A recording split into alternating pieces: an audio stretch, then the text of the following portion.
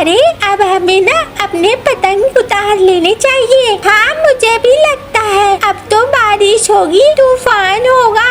देखते हो काला काला हो गया है सब। हाँ हाँ चल हम अपने पतंग उतारते हैं और अब घर को चलते हैं।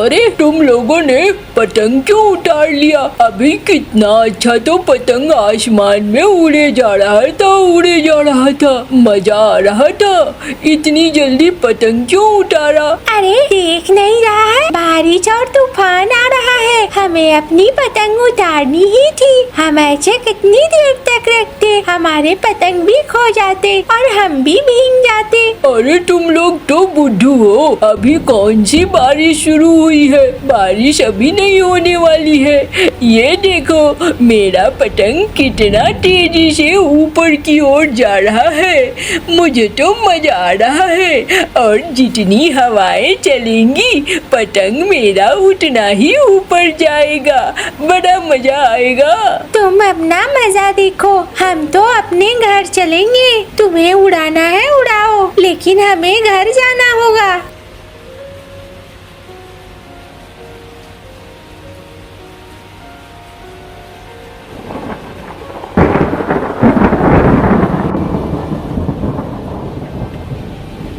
चलो हम घर चलते हैं। अरे तुम लोग अगर नहीं उड़ाओगे मत उड़ाओ, लेकिन थोड़ी देर तो मेरे साथ रुको ना, साथ चलेंगे घर। ए भाई तू पता नहीं कब जाएगा, मेरी अम्मा मुझ पे नाराज होगी। हाँ हाँ मेरी अम्मा भी नाराज होगी, अम्मा ने कहा था जल्दी आने को, मैं तो बहुत दूर आ गया घर से। तुम लोग बुद्धू के बुद्धू रहोगे, इतने बड़े बुद्धू मैंने कभी नहीं देखा था, आज ही देख रहा हूँ। क्या ठीक है हम जाते हैं। अरे रुको ना, देखो हवा तेज हो रही है और लगता है बारिश भी होगी।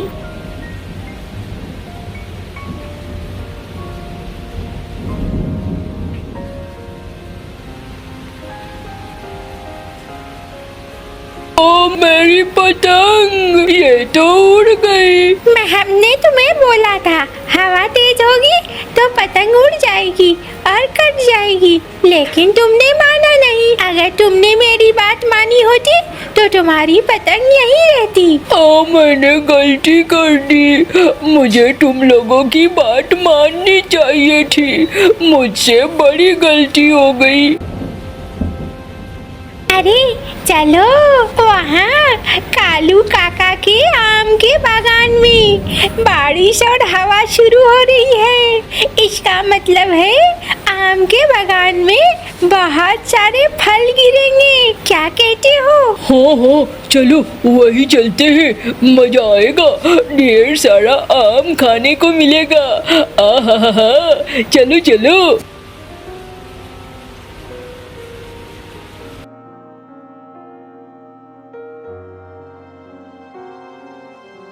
ए मुनिया ज्यादा देर मत कर, देख कैसा माहौल बन रहा है, फटाफट हमें अनाज उठाना भी है। हाँ अम्मा बस अनाज उठाने का काम ही कर रही हूँ, आप क्यों परेशान हो रही हैं? अरे परेशान इसलिए हो रही हूँ क्योंकि मौसम बहुत खराब हो रहा है, देख नहीं रही है।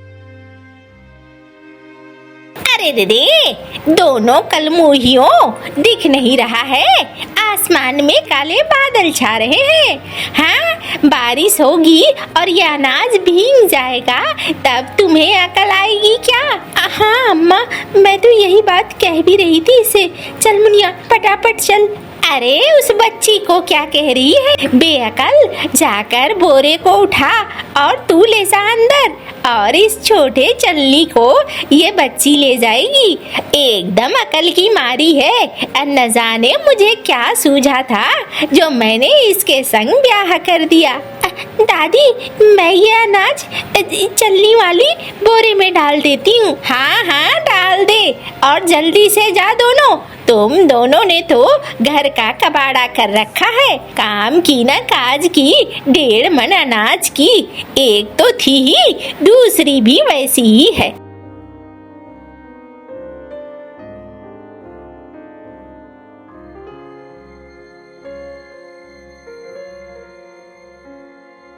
अम्मा, आज कुछ अच्छा खाने को बनाओ ना। अरे मुनिया, तू अच्छा खाने की बात कह रही है, मुझे तो लगता है ये बारिश कहीं शुरू ना हो जाए। अगर बारिश शुरू हो गई तो हमारा रहना भी मुश्किल हो जाएगा। अब देखो, जगह जगह से फटे पड़े हैं और तेरे बाबा भी अभी तक खेत से लौटे नहीं हैं। अरे ऊपर वाले, थोड़ी तो दया दिखा देता। ये क्या कर रहा है? खड़ी फसल में बारिश, ये बारिश तो मेरी फसल बर्बाद कर देगी। न जाने ऊपर वाला क्या सोच रहा है। मंटू भैया, तुमने फसल काटने में देर कर दी। देखा ना, हमारी फसलें कट गई है। अब तो बारिश शुरू हो गई। तुम्हारे लिए लेकिन मुसीबत है। अरे भाई, क्या करूं? तुम लोग सब अमीर किसान हो और तुम्हारे पास पैसों की दिक्कत नहीं है। तुमने पैसे खर्च किए और तुम्हारे मन की बात हो गई। अब मेरे साथ तो ऐसा नहीं है ना भाई। अब मुझे मजदूरों को देने के लिए पैसे ही नहीं थे। अच्छा, तो अब फसल भी नहीं रहेगा। चलो चलते हैं हम।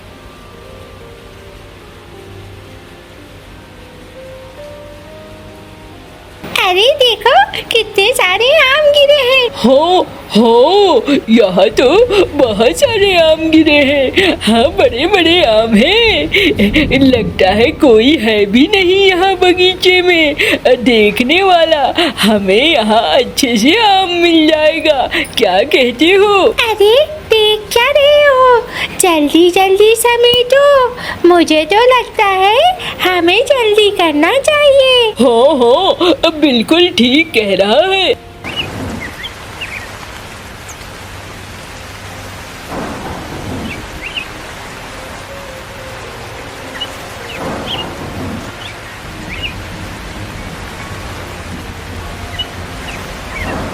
अरे रे, कितनी देर लगा दी मंटू तूने।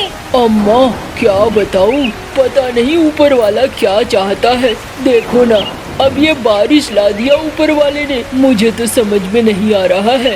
अरे रे, जो होगा अच्छा ही होगा, परेशान मत हो। क्या अच्छा होगा अम्मा? जाता हूँ अंदर। कैसे हाल है फसल के? अरे फसल के हाल तो कल पता चलेगा। अब बारिश पर सब कुछ टिका है। बारिश अगर हल्की हुई तब तो कोई बात नहीं है, और बारिश अगर हल्की नहीं हुई तो बड़ी मुसीबत आ सकती है। तुम परेशान मत हो, जो भी होगा अच्छा ही होगा। हाँ, तुम दोनों तो यही कह रही हो। अम्मा भी यही कह रही है और तुम भी यही कह रही हो। देखो क्या अच्छा होता है। पहले ये जो पानी छप्पर से अंदर आ रहा है, उसे कहीं कहीं से बर्तन लगाकर ढकने की कोशिश करो। बाबा, मैं इस बारिश में डर जाती हूँ। अरे मुनिया, कोई बात नहीं है बेटा। मैंने सोचा था इस बार धान की फसल काटूंगा, उसे बेचकर छत की मरम्मत करा लूंगा। लेकिन अब छत की मरम्मत तो अभी होती हुई दिखाई नहीं दे रही है। अब देखो ये बारिश क्या करती है।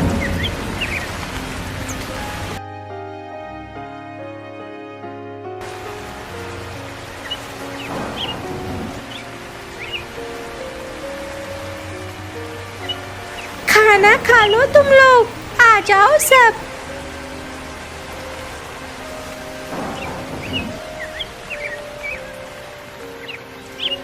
अरे रे, ये जो बारिश हो रही है, पता नहीं क्या होगा। अगर फसल खराब हो गई तो खाना भी नसीब नहीं होगा। मुझे तो बड़ा डर लग रहा है। क्या किया जाए, कैसे समझ में नहीं आ रहा है। अम्मा, परेशान मत हो, ऊपर वाला कुछ न कुछ अच्छा ही करेगा। अरे रे, पता नहीं कब अच्छा करेगा और क्या अच्छा करेगा। चलो, मेरा तो खाना हो गया। मेरा भी खाना हो गया। अरे तुम लोग बाद की सोचकर अभी भी नहीं खा रहे हो? कम से कम अभी तो खाना खा लो ना। बाद की बाद में देखी जाएगी। अभी खाने के साथ बैर करना ठीक नहीं है। अरे खा लिया मैंने। मुनिया को खिला दो और तुम खा लो। मैं अपने बिस्तर पे जा रहा हूँ। थोड़ा थक गया हूँ, थोड़ी देर आराम करूँगा तो शायद मन हल्का लगे। मीनू मौसी भी सो जाती है और बच्ची भी सो जाती है।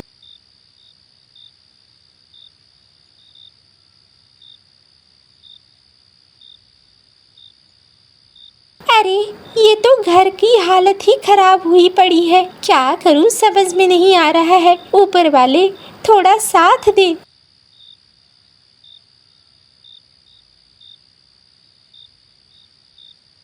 अरे क्या हो गया, क्या आवाज आई? अरे रे, देखो रे, कलमुही यहाँ खड़ी क्यों है? जाकर देख, क्या आवाज आई, क्या हुआ है? हाँ अम्मा, जाती हूँ। अरे ये आम का पेड़, हाय हाय हाय, ये आम का पेड़ तो अब गिर गया रसोई घर में ही।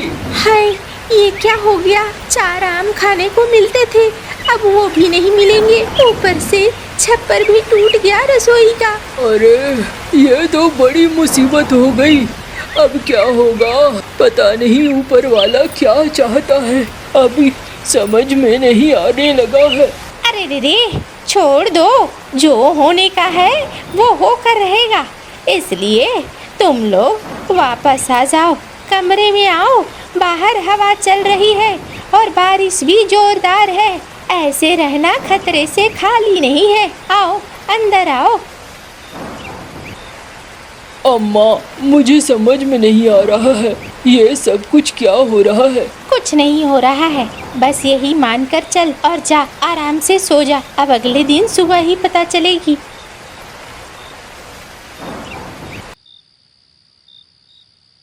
अम्मा ने कह तो दिया जाकर सो जाओ, लेकिन नींद किसे आएगी?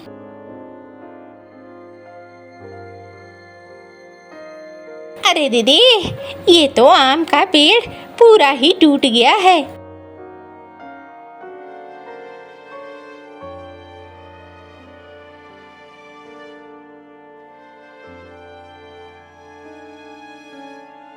मिनी, तुम थोड़ा साफ सफाई कर लेना। रसोई बाहर की इस्तेमाल तो नहीं ही होगी, घर की रसोई में ही कुछ बना लेना। मैं देख कर आता हूँ खेत के क्या हाल है।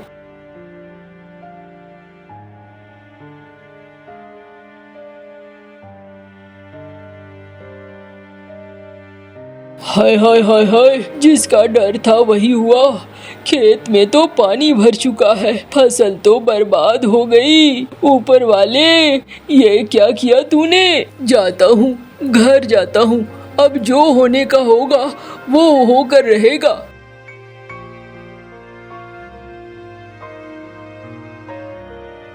क्या हुआ? खेत के कैसे हालात हैं? अरे क्या होना था, खेत पूरी तरीके से तबाह हो गया है, तबाह हो गया है। पानी से खेत पूरा भर चुका, समझ में नहीं आ रहा है। अब पता नहीं आगे क्या होगा। चलो, जो होगा देखा जाएगा।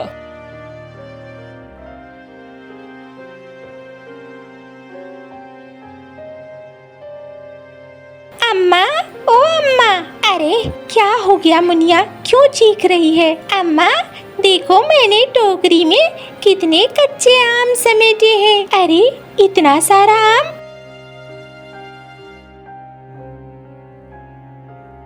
अरे मुनिया देखो, मैंने भी अपने घर के लिए बहुत सारा आम लाया है। अरे वाह, तुमने तो इतने बड़े बोरे में आम लाया है। हाँ, ऐसे 2 बोरे। कल मैंने भी बगीचे से खूब आम चुना है।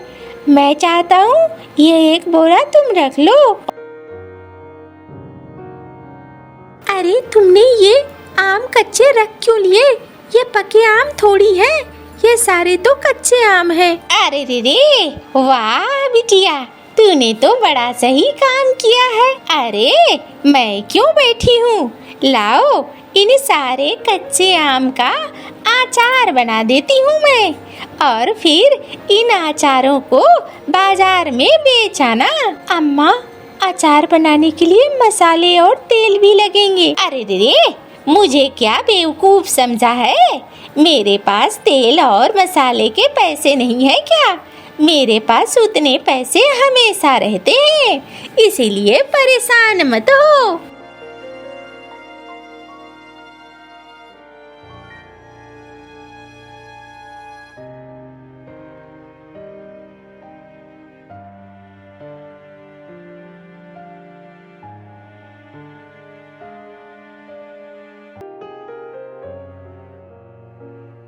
ले आ, मैंने बाजार से जो डब्बे लाए हैं उसमें अचार तैयार कर देती हूँ।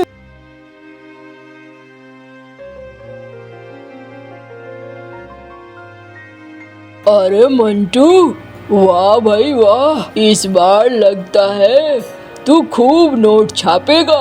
अरे काका, ऐसी बातें क्यों कह रहे हो? फसल तो मेरी खराब हो चुकी है। अरे क्या बात कर रहे हो? तुम्हारे खेत में तो बड़ी बड़ी मछलियाँ देख कर आया हूँ। अरे क्या कह रहे हो आप? हाँ हाँ, जाओ एक बार जाकर देखो, तुम्हें समझ में आएगा। तुम्हारे हाथ तो सोना लग गया है, सोना। अच्छा, जाता हूँ मैं।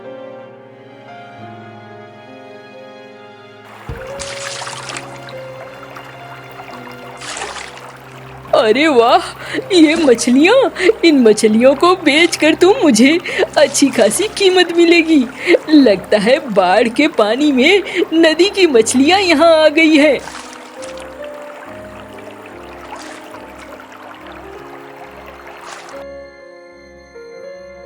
मछलियाँ ले लो, ताजी ताजी मछलियाँ, रोहू कतला है, ले लो ले लो।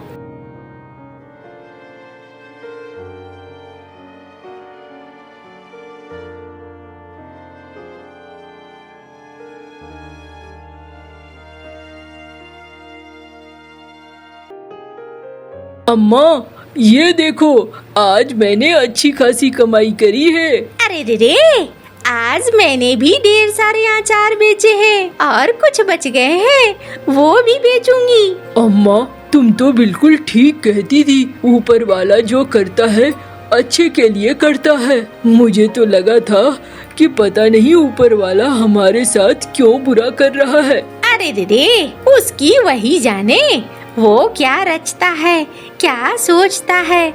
हमारे बस की थोड़ी होती है, हम थोड़ी बता सकते हैं। देखा ना कितना फायदा हुआ, तुझे भी मुनाफा हो गया और ये मुनाफा ही बता रहा है कि अब हमारे सारे कष्ट दूर हुए।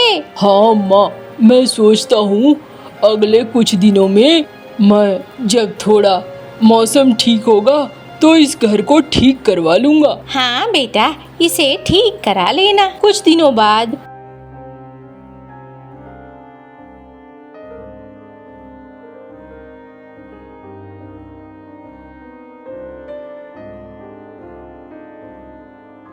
अरे कोई बात नहीं है, मछलियाँ नहीं है तो क्या हुआ, अब मैं यहाँ पर खेती कर सकता हूँ और खेती करके अपनी फसलों को तो बेच सकता ही हूँ।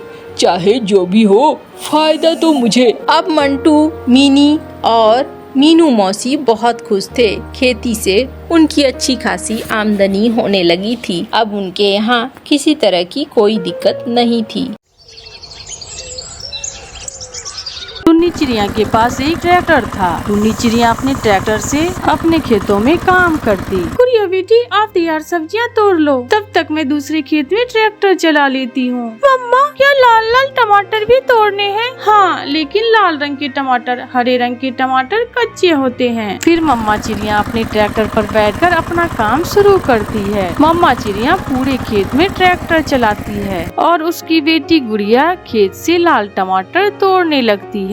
शाम हो जाती है। मम्मा चिड़िया और उसकी बेटी सब्जियां अपने बैलगाड़ी पर लादती है और अपने घर चली जाती है। शाम होते ही कालू कौवा और गोरी कौवी अपने घर से निकलते हैं। कालू, मैं यहाँ ऊंचे पेड़ पर बैठकर चिड़िया पर नजर रखती हूँ और तुम जाकर अपना काम करो। ध्यान रखना, कल भी चिड़िया मुझे देखने ही वाली थी, वो तो मैं खेत में छुप गया। गोरी कौवी ऊंचे पेड़ पर बैठ जाती है और कालू कौवा चिड़िया के ट्रैक्टर से सारा डीजल निकाल लेता है। हो गई, चिड़िया के ट्रैक्टर की टैंकी खाली हो गई। कौवा और कौवी चिड़िया के ट्रैक्टर से डीजल निकालने के बाद अपने घर चले जाते हैं। दूसरे दिन कालू कौवा सुबह सवेरे ही ही वो डीजल लेकर कबूतर के पास पहुंच जाता है। चाचा कबूतर देख ले, गैलन भरी हुई है। आज तो मैं पूरा एक सही लूंगा मैं। कौवे मुझे ये तो बताओ, ये हर रोज तुम डीजल कहाँ से ले आते हो? मेरी अपनी फैक्ट्री है तेल बनाने की। वैसे दो जल्दी से,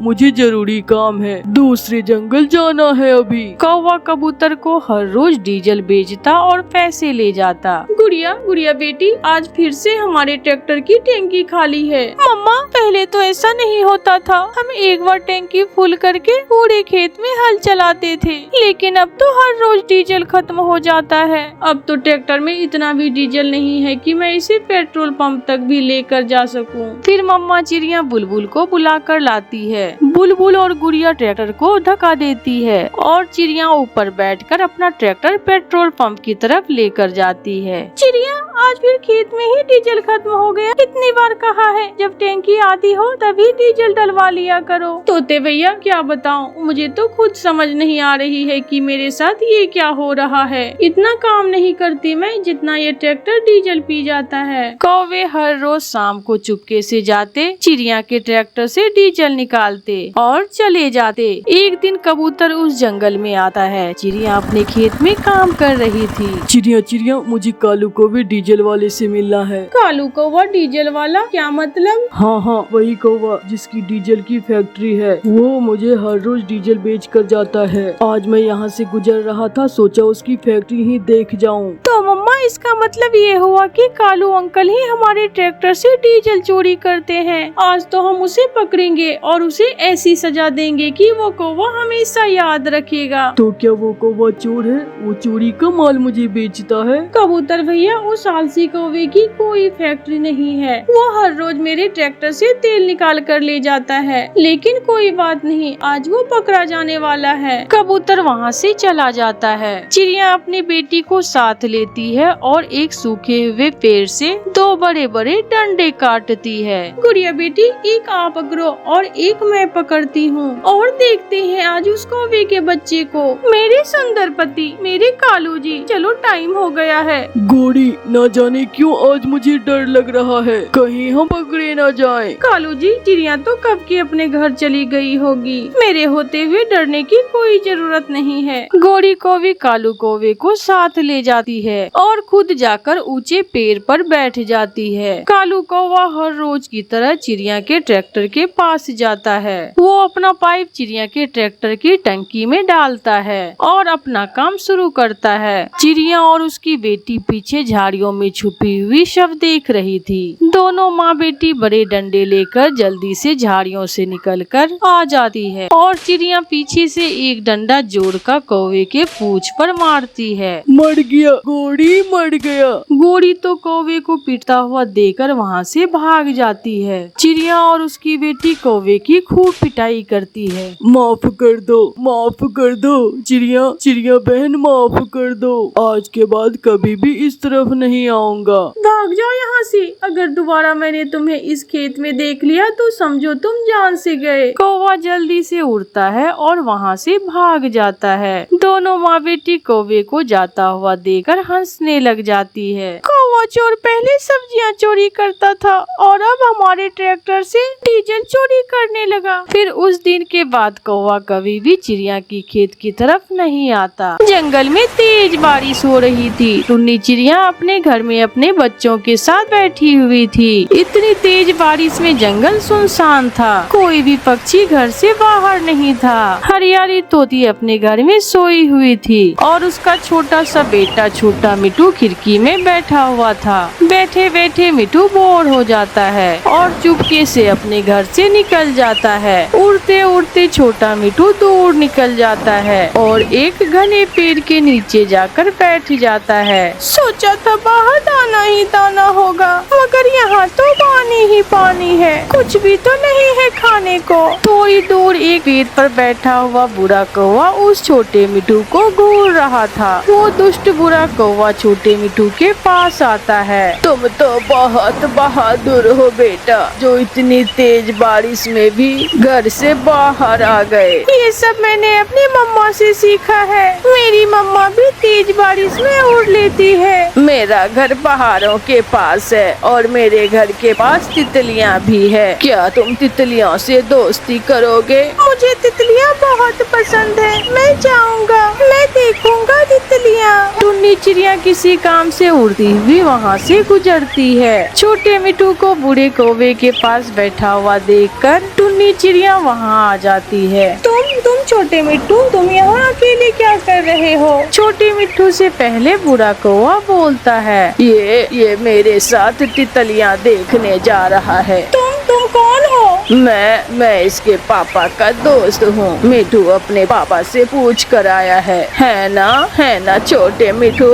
देखने जाना है ना तितलियाँ? छोटा मिट्टू भी बूढ़े की बात सुनकर झूठ बोल देता है। हाँ, मैं तो अपने मम्मा पापा से पूछ कर आया हूँ। मेरे पापा ने मुझे अंकल के साथ तितलियाँ देखने भेजा है। ठीक है, मगर ऐसी बारिश में घर में ही रहना चाहिए। चिड़िया वहाँ से चली जाती है और बूढ़ा कौवा छोटे मिट्टू को साथ लेकर जाता है। जब थोड़ी देर बाद माँ तोती की आँख खुलती है तो अपने बेटे को घर में ना देकर परेशान हो जाती है। मेरा मिट्टू कहाँ चला गया? माँ तोती घर से निकलती है। वो बारिश में अपने बच्चे को इधर उधर देखती है, फिर चिड़िया के घर जाती है। चिड़िया, मेरा बेटा कहीं चला गया है। मैं कब से उसे ढूंढ रही हूँ। छोटा मिट्टू तो एक कौवे के साथ जाता हुआ देखा है मैंने उससे पूछा तो उसने कहा कि वो अपनी मम्मा पापा से पूछ कर आया है। वो कौवा मेरे बेटे को कहाँ ले गया होगा? मैं अपना बेटा कहाँ से लूँगी?